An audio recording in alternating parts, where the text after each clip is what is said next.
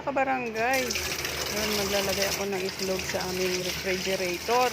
So, ganito po ang ginagawa ko sa oras po na ako yung naglalagay ng itlog sa refrigerator. Kasi guys, alam natin na from farm to transport, hindi natin alam may mga bakterya o ano pang mga virus ang pinanggalingan nito. So, kailangan bago natin ilagay sa ref, hugasan muna natin.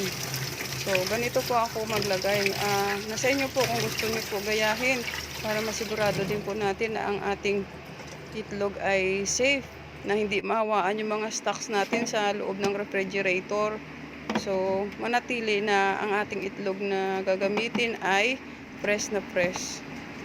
So, hanggang dito na lang po tayo guys. Kung gusto niya gayahin, nasa inyo po yun. So, thank you for watching. Bye-bye.